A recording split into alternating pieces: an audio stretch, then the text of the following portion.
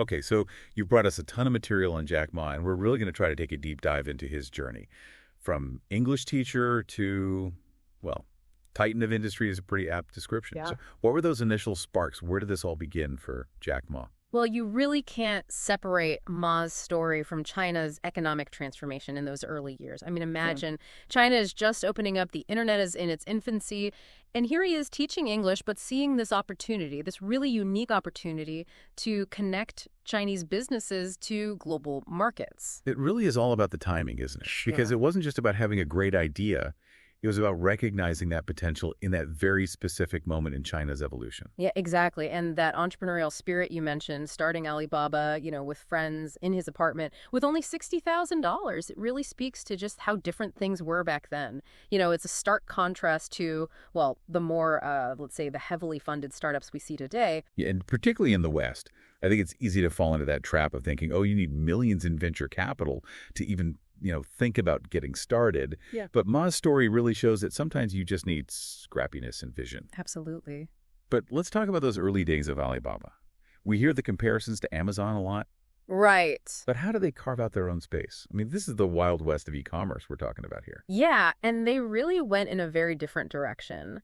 So while Amazon was focused on, this vast online store, Alibaba really tapped into a different need. They focused on connecting Chinese manufacturers directly to businesses worldwide. Uh-huh. It was this business-to-business model that, when you couple that with their later expansion into consumer e-commerce with Taobao, that's how they really cemented themselves. That's how they became dominant. And Taobao, that feels like a real turning point. Right. Because it wasn't just buying and selling, it was this whole ecosystem almost. Oh, absolutely. And they had Alipay, right? Their own digital payment system, because they realized, hey, credit card use isn't as widespread here. This is a challenge. We need to address this.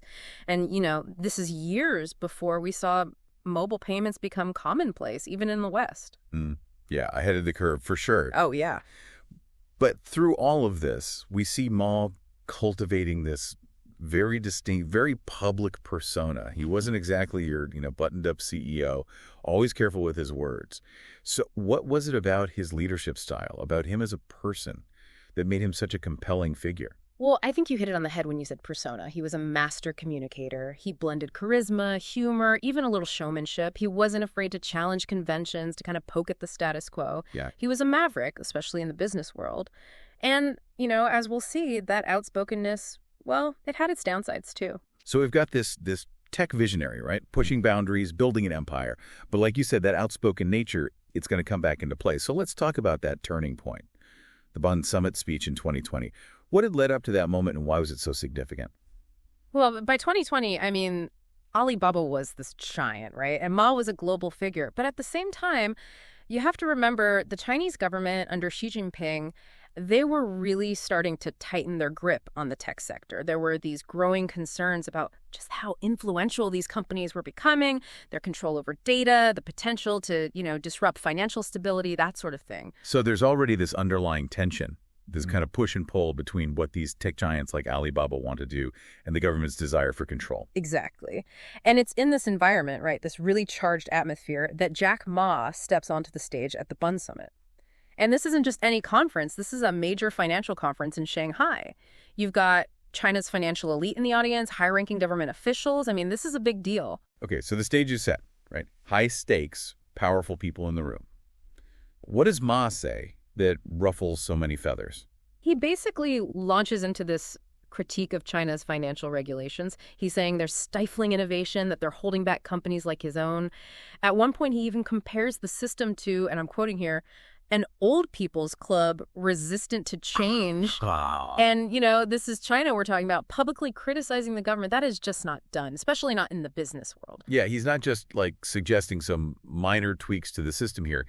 He's calling for a fundamental overhaul, and he's doing it right to the faces of the people who are responsible for it. Exactly. And he doesn't stop there. He goes on to argue that Chinese banks, they have this pawn shop mentality, too focused on collateral, not willing to take risks on these new businesses. And of course, this is a direct challenge to the state-controlled banking system, which is, the backbone of China's economy. Okay, yeah. I'm starting to see why this speech is considered such a pivotal moment. It's a very public declaration. I mean, He's essentially on a collision course with the Chinese government. Oh, absolutely. And the thing is, the repercussions were swift. I mean, just days after this speech, regulators step in and they halt the IPO of Ant Group. Ant Group, Alibaba's financial arm. Right. And that was a huge deal, right? I mean, for those of us who aren't, masters of finance, can you explain why that was so significant? This IPO, it was poised to be the biggest in history at that point, potentially valued at over $300 billion. I mean, that's just an astronomical sum of money. Yeah, can't even imagine. It would have given Ant Group, and by extension Jack Ma, incredible financial power, even more than he already had, global influence. And, well, it was clearly a level of private sector growth that really alarmed Beijing. $300 billion. Gone. Overnight. I mean, that's just, wow. Yeah. But what about Ma himself? What happens to him after the speech? So Jack Ma goes from like tech rock star to, well, persona non grata pretty much overnight. What happens after that initial fallout? Is he able to recover at all? Well, the first thing that happens is he disappears, like completely off the grid. Really? For almost 3 months, nobody sees him. Wow. And of course, that just fuels all kinds of speculation. Oh, people are saying he's under house arrest, that he's being investigated. It was this really stark contrast to how public his life had been before. Yeah, it's like he went from the most recognizable face of Chinese tech to this ghost story almost. Right. And all this uncertainty, it wasn't just gossip. It had real consequences. Alibaba's stock prices, they plummet. Investors are suddenly very, very wary of China's tech sector in general, all because of this one speech. It really is a cautionary tale when you think about it. Even with all his success, all his wealth, he still had to answer to, a higher power in a way. That's exactly it. It shows that in China, the state always has the final say. And as much as they might celebrate entrepreneurial spirit, there are limits to how far you can push. So when Ma finally does reappear, what happens? Is he able to kind of salvage things? He steps down. From Alibaba? From Ant Group. He takes a much lower profile. He's still wealthy, of course, but the days of him, publicly challenging the Chinese government, those seem to be over. Philanthropy, some personal projects. That's what he's focusing on now. Intentionally stepping out of the spotlight after all those years. A strategic retreat. He recognized that the rules of the game had changed, and he adapted. It makes you wonder about his legacy, though. I mean, how will history remember Jack Ma, the entrepreneur, the revolutionary, or this kind of cautionary tale of ambition and, well, power?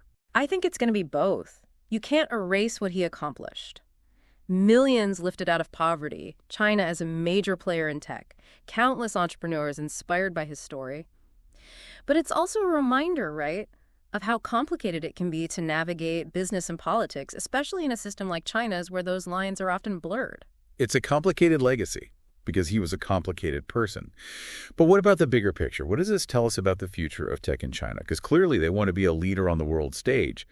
But how do you reconcile that with this need for control? A billion-dollar question, if ever there was one. And I think that tension, that's what we need to watch, because this balancing act between fostering innovation and maintaining control, that's going to define the future of Chinese tech. So for investors, for entrepreneurs, really anyone who's paying attention to the sector, it's something we need to be thinking about very carefully. Absolutely. Because what we're really talking about is understanding how China operates. This blend of, capitalism and authoritarianism. That's the key to understanding where the global tech landscape might be heading next. Jack Ma's story, it's a powerful reminder that even in the 21st century, even in the age of the internet, technology is never really that far removed from power and politics. It's all intertwined. So that wraps up our deep dive into the world of Jack Ma.